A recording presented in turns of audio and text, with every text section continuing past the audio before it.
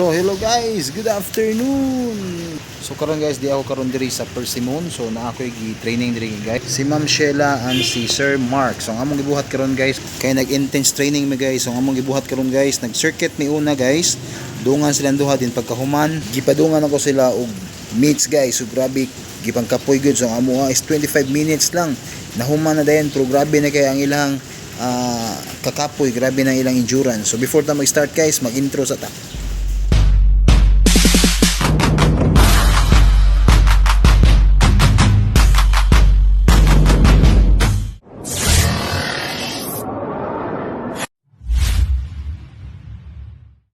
Magandang hapon sa inyong lahat dyan guys. So ngayon guys, nagsisimula na kami ng squat at saka step up. Pagkatapos ito guys, mag lunges kami at saka yung jumping.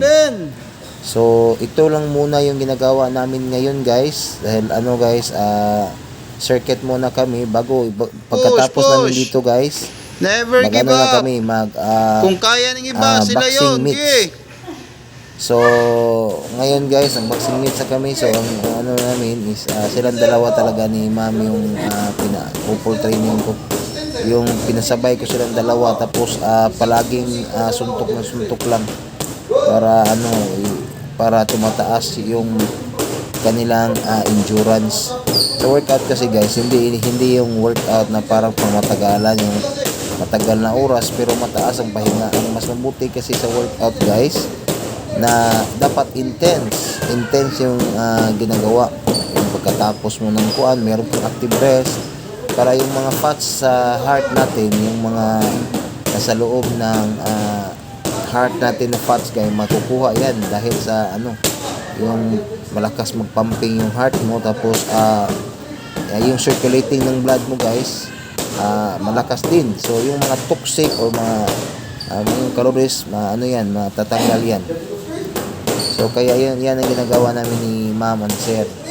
So lang guys, kunting lang kami, hindi kami nakaabot ng 1 hour, 25 minutes lang kami nag-training. So ang ginagawa namin circuit, pagkatapos ng circuit, boxing silang dalawa, pads, tapos circuit na naman, walang pahinga kami until na